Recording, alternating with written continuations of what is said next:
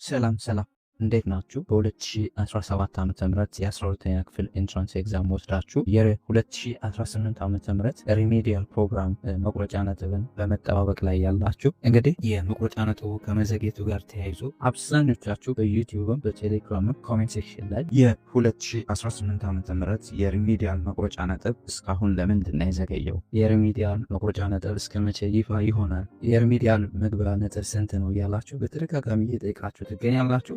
እንግዲህ ዛሬ የ2018 ዓመተ ምህረት ሪሜዲያል ፕሮግራም መቁረጫ ነጥብ የዘገየበት ምክንያት ምንድን ነው የሚለውንና እስከ መቼ ነው ይፋ የሚሆነውን ኢንዲቴል ሼር አደርጋችኋለሁ። እስከ መጨረሻው ድረስ አብራችሁን ቆዩ። ከመጀመራችን በፊት ግን ለማታውቁም ፈንታሁን ፀሐይ ይባላለሁ። በቋሚ ስራዬ የዩኒቨርሲቲ አስተማሪ ነኝ። በትርፍ ሰዓቴ ደግሞ ልክ እንደዚህ አይነት ተማሪዎችን ይጠቅማሉ የሚላቸውን ኮንተንቶች በዚህ ዩቲዩብ ቻናል ክሬት አደርጋለሁ።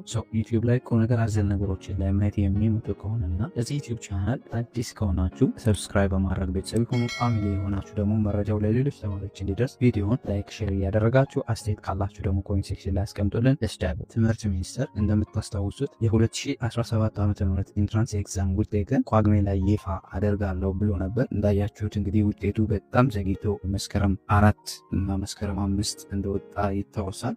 አሁንም ትምህርት ሚኒስቴር የ2018 ዓመተ ምህረት ሪሜዲያል ፕሮግራም መቁረጫ ነጥብ እስካሁን ይፋ አልሆነም። ነገር ግን በ2018 ዓመተ ምህረት የሪሜዲያል ፕሮግራም እንዳለ ግን ራሳቸው የትምህርት ሚኒስትሩ ፕሮፌሰር ብርሃኑ ነጋ የ2017 ዓመተ ምህረትን 12ኛ ክፍል ኢንትራንስ ኤግዛም ሪዛልት አጠቃላይ ውጤቱን በተመለከተ ጋዜጣዊ መግለጫ ሲሰጡ እንግዲህ ከጋዜጠኞች የሪሜዲያልን በተመለከተ ከጋዜጠኞች ለተነሳላቸው ጥያቄ ሲመልሱ በ2018 ዓመተ ምህረት ሪሜዲያል ፕሮግራም እንዳለ ተናግረዋል።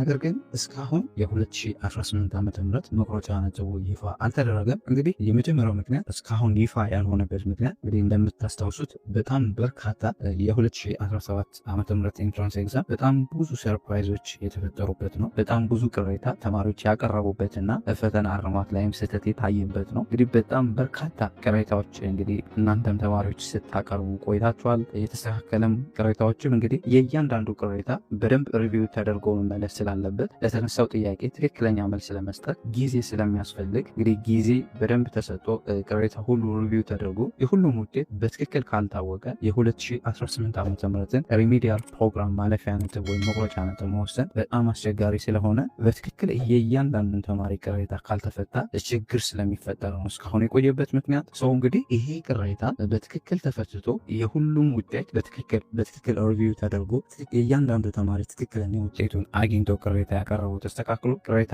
ያቀረበው ሊሳሳትበት ተስተካክሎ ሳይሳሳትበትም ቅሬታ የሚያቀርብ ተማሪ ስለሚኖር ሁሉ ሪቪው ተደርጎ ነው እንግዲህ መቁረጫ ነጥባችሁ ይፋ የሚሆነው። እንግዲህ ግን ውጤታችሁ በ2018 ዓመተ ምህረት ሪሜዲያል ፕሮግራም ለመጠበቅ ወይም እንገባለን ብላችሁ የምታስቡ እንግዲህ የትምህርት ሚኒስትሩ ፕሮፌሰር ብርሃኑ ነጋ የ2017 ዓመተ ምህረት ኢንትራንስ ኤግዛም ውጤትን በተመለከተ አጠቃላይ ጋዜጣዊ መግለጫ በሚሰጡበት ወቅት ሪሜዲያልን በተመለከተ ከጋዜጠኞች ለተነሳላቸው ጥያቄ መልስ ሲሰጡ እንግዲህ ምንድን ነው ያሉት? በ2018 ዓመተ ምህረት ሪሜዲያል ፕሮግራም አለ። እንግዲህ ውጤቱ ግን ኤግዛክትሊ አልወሰንም። ነገር ግን ከ40% እስከ 50% መካከል ይሆን እያል እየተወያየን ነው። ነገር ግን ገና ውሳኔ ላይ አልደረሰም። ውሳኔውንም ስንጨርስ ቶሎ የምናሳውቅ ይሆናል ብለዋል። ያ ማለት አዲስ በተቀየረው የ12ኛ ክፍል ውጤት ማለፊያ ስናየው ከ240 እስከ 297 ይሆናል ማለት ነው። እንግዲህ እስካሁን ሜይ ቢ ውሳኔውም ሳይወሰን ቀርቶ ውይይቱን ሳይጨርሱ ሊሆን ስለሚችል እናንተም ተማሪዎች እንግዲህ በትዕግስት እንድትጠባበቁ ሪከመንድ አደርጋችኋለሁ። እንግዲህ እኛም እንደተለመደው ከትምህርት ሚኒስቴር አዲስ መረጃ ሲኖር በፍጥነት በቴሌግራምም በዩቲዩብም የምናሳውቃችሁ ይሆናል። የቴሌግራም ቻናላችን ሊንክ ዲስክሪፕሽን ላይ ታገኙታላችሁ። ሌሎች ከትምህርት ሚኒስቴር የሚወጡ መረጃዎችና ስተዲ ቲፖች የተለያዩ ዩኒቨርሲቲዎች የተማሪዎች ጥሪ እንዲደርሳችሁ ቴሌግራም ቻናላችንን ጆይን ማድረግ እንዳይረሱ። እንግዲህ ስለ ሪሜዲያል አጠቃላይ መረጃ ማወቅ ከፈለጋችሁ ስለ ሪሜዲያል አጠቃላይ ዝርዝር መረጃ ማወቅ ከፈለጋችሁ ሪሜዲያል ውስጥ ሶሻልም ናቹራልም ምን ትምህርቶች እንደምትማሩ ትምህርቱ የሪሜዲያል ፕሮግራም ምን ያክል ጊዜ እንደሚፈጅ ለሪሜዲያል ፈተና እንዴት እንደምትዘጋጁ ፈተናውን ሪሜዲያል ፕሮግራም ካለፋችሁ በኋላ ምን ዲፓርትመንት መማር እንደምችሉና በአጠቃላይ